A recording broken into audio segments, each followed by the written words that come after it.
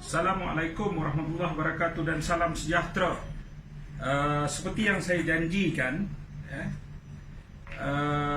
ini mungkin merupakan video yang terakhir yang saya rakam ingin berkenaan dengan kes Najib Tun Razak dan juga SRC beliau. Saya telah mengingatkan melalui video saya yang pertama sebelum ini, saya mengatakan Najib telah salah fokus. Najib seharusnya menggunakan keadaan hari ini berada dalam kerajaan. Tumpuan utama Najib ialah untuk membersihkan diri dia dan juga menyelesaikan kesnya. Kerana saya sangat yakin hasil daripada, saya bukan bercakap kosong. Semula-mula saya lahirkan sebuah buku e-book yang saya tak tahulah orang Najib ni dia baca ke tak baca, kan? Sebab masalah cyber trooper upahan ni selalunya dia pemalas, dia baca tajuk je. Saya keluarkan e-book Konspirasi Bunuh Politik Najib yang rekod kita telah di-download sekitar dalam 130,000 naskah, 130,000 kali. Konspirasi Bunuh Politik Najib menggunakan isu 1MDB. Seperti yang saya janjikan, saya go through beberapa dokumen. Ini adalah dokumen penuh penghakiman Mahkamah SRC. Dan saya telah teliti dengan beberapa dokumen, termasuk juga kertas sulit Suruhanjaya Pencegahan Rasuah Malaysia dalam rakaman percakapan beberapa watak-watak dan saksi penting dalam melibatkan kes Najib Razak ini. Akhirnya, saya masih berpegang bahawa ada elemen konspirasi untuk mengenakan Najib dalam kes ini. Justru itu, orang-orang Najib kena fokus isu ini, bukan melalut isu tak entuh hara, duk sokong Anwar Ibrahim Bangang ni duk kira number tak sudah-sudah. Isu yang penting dia apa? Saya telah lahirkan satu lagi, ini mungkin yang saya kata, ini mungkin ialah dokumen saya yang terakhir. Dokumen e-book lanjutan ke e-book Konspirasi Jatuhkan Najib Tun Razak. Saya dah keluarkan ini, kemudian saya keluarkan ini. Apa lagi? Bagi saya ialah betul itu betul, salah itu salah. Dalam dokumen ini saya jelaskan, dalam buku e-book saya ini saya jelaskan, saya ambil balik beberapa keratan-keratan penting dalam keputusan Hakim Jazlan. Pertama sekali, saudara, saya bacakan keputusan penting dalam Hakim Jazlan ialah, dalam penilaian saya, kata Hakim ini, kerana kedudukan sebagai Perdana Menteri dan Menteri Keuangan Negara, tertuduh mungkin, mampu, boleh, atau dalam bahasa Inggerisnya adalah was able, menyebabkan penubuhan SRC. Maknanya, saudara, ini ayat pertama penghakiman. Dalam penghakiman yang besar ini, apa dia punya intipati dia? Intipati dia adalah assumption. Tertuduh, was able, mungkin, mampu, boleh. Saudara, saya sebut dengan jelas. Saya sebut dengan jelas. Saya ini bukanlah peguam, tapi setakat dah berpuluh kali masuk mahkamah sebagai tertuduh, kita dah faham dah kes mahkamah ni bagaimana. Dan konsep keadilan itu seharusnya dalam kes kriminal. Dalam kes kriminal, maksud dia kes jenayah, ada seorang dituduh membunuh. Tugas pendakwa raya sewajarnya adalah membuktikan tanpa keraguan, membuktikan yang dia ni pembunuh, dia ni yang menikam, dia ni yang membunuh, dia ni yang mencabut nyawa. Tetapi tugas pembela, maksud dia apa? Cukup sekadar menimbulkan keraguan. Apabila timbul keraguan sahaja di mahkamah, maka pembuktian tersebut menjadi cacat. Dan secara langsung, secara langsung, kes ini tidak boleh disabitkan. Begitu juga dalam kes Najib yang bicara panjang dan sebagainya hanya kerana assumption, assuming, dia assume sahaja Najib boleh gunakan kedudukan dia sebagai Perdana Menteri. Itu saja. Saudara, itu sudah cacat. Yang kemudian ialah banyak kenyataan-kenyataan saksi yang sebenarnya membuktikan bahawa ia boleh dibawa kepada satu konspirasi itu memang wujud. Saya sebut bila kita sentuh Suruhanjaya Pencegahan Rasuah Malaysia telah pun menyiasat beberapa watak-watak penting. Antaranya Nick Faisal. Nick Faisal ni siapa? Dia CEO SRC. Dia ni saudara, dia telah mengaku sendiri pun. Dia telah mengaku bahawa dalam salah satu soal siasat bahawa dia memang yang terlibat dan dia bertanggungjawab. Dan saya sebut dengan jelas dalam e-book saya sebelum ini, ialah Nick Faisal merupakan orang yang bertanggungjawab mengendalikan akaun bank tanpa pengetahuan Najib. Saya nyatakan dokumennya SPRM 00709 muka surat 12. Dan siapa dia? Yang paling penting kita reverse sikit bila saya pernah sebut dalam video pertama. Apa dia? Siapa Nick Faisal?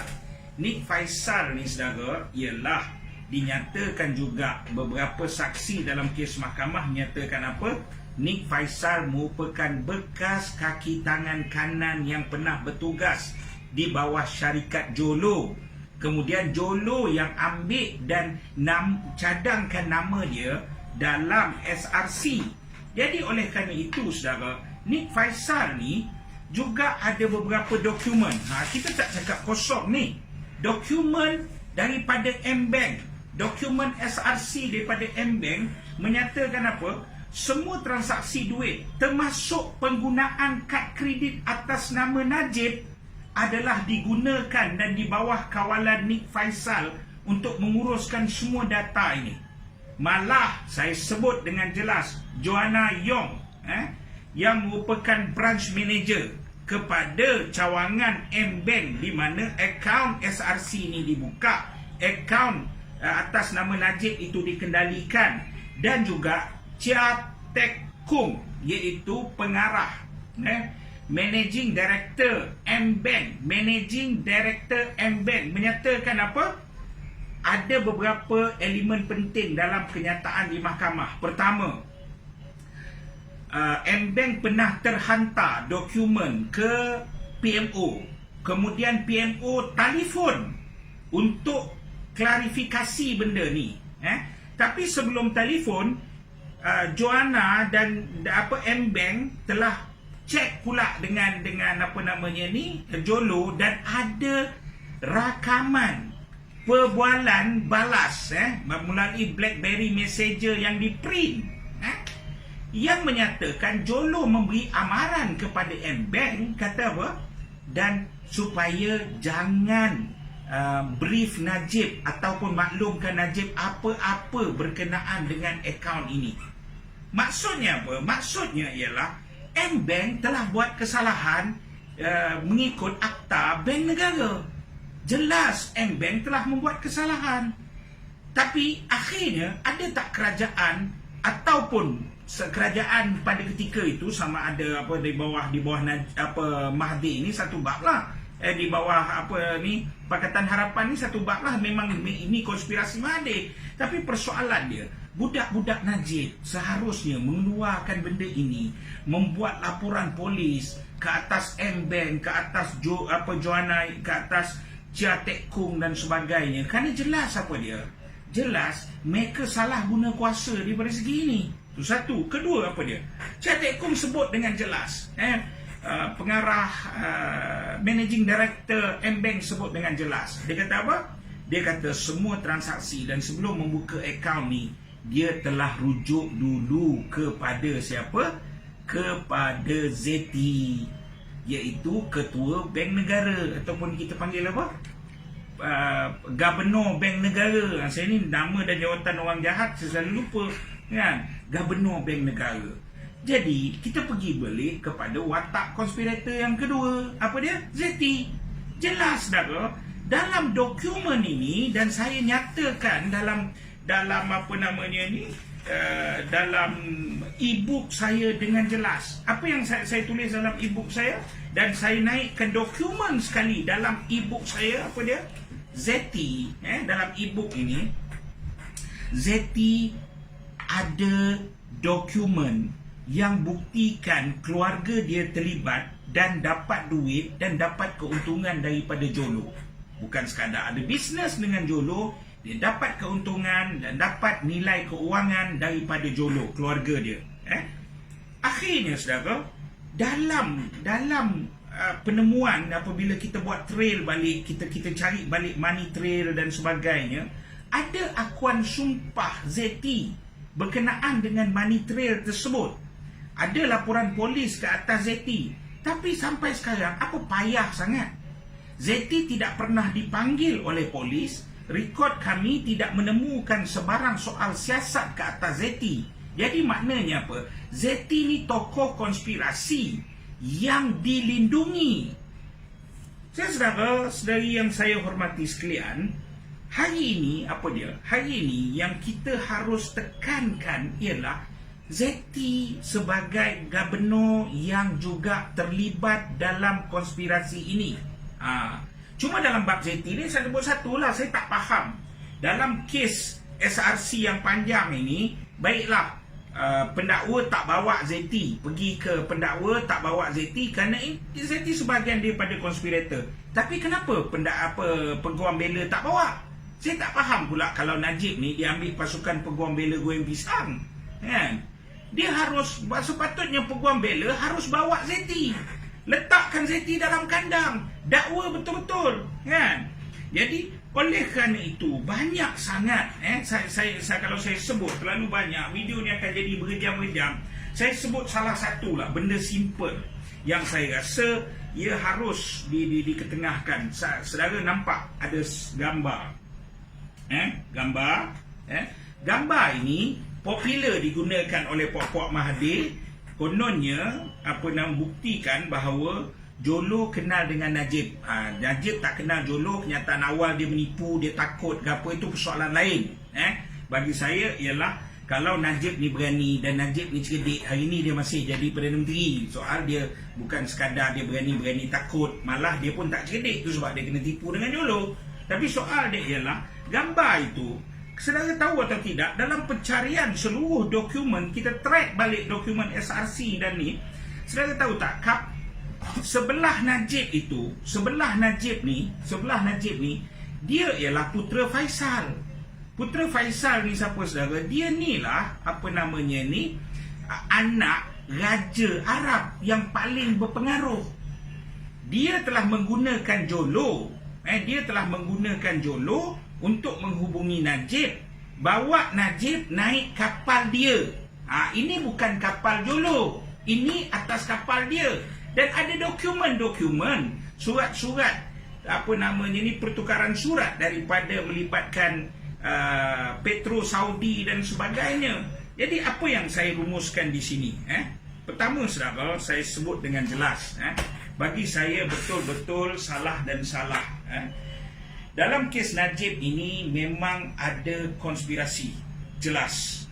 Antara watak konspirasinya melibatkan Mahathir, melibatkan ZT, melibatkan peguam negara pada ketika itu dan berapa orang. Alat-alat, tools kepada konspirasi ini antara dia adalah Jolo, Nik Faisal dan sebagainya. Jadi oleh kerana itu fokus Najib ni, kalau dia betul sekarang ini, ialah untuk kes ini pertama difahami oleh rakyat. Dia perlu menang on public. Kamu jangan menang sorak kampung Tegadai yang kamu pergi, kau tim hantar surat, hantar surat letterhead UMNO sign dengan Zahid, pergi ke istana, hantar Suruh Anwar pergi istana, kamu pergilah bincang orang itu, bincang lagi. Kamu hanya memusnahkan UMNO dan memusnahkan lagi diri kamu. Ini peluang yang terbaik yang Najib ada, iaitu mengumpul kekuatan, mengumpul kebenaran dan bangkit daripada kebenaran tu. Bukan meraku tak entu arah, kan? Dalam keadaan orang bagi bantuan COVID dan sebagainya, kamu cuba mencari populariti tak entu arah. Dan kamu gunakan pula jurucakap yang hari-hari merapu, maki orang tak entu arah. Jadi oleh kerana itu, saya menyatakan simpati kepada Najib. Tetapi persoalannya sekarang ini dia terpulang di bahu Najib itu sendiri. bagi pihak kepada Dr. Mahathir. Mahathir ni dia adalah bapa kepada segala kepala-kepala bapa konspirasi. Dia adalah yang betul. Jadi oleh kerana itu dia terpulang pada kita. Ini mungkin video saya yang terakhir. InsyaAllah hari kita peringkat finalize buku e-book ini. Kita peringkat finalize. InsyaAllah dalam minggu ini kita akan naikkan e-book ini di Google Drive untuk download free. Downloadlah free, tak ada masalah. Ini pun nak kata kerja masa lapang, bukanlah kerja masa lapang. Dah ambil teruk dah ni masa saya dan pasukan saya untuk geledah dan untuk mencari semua ini. Assalamualaikum warahmatullahi wabarakatuh.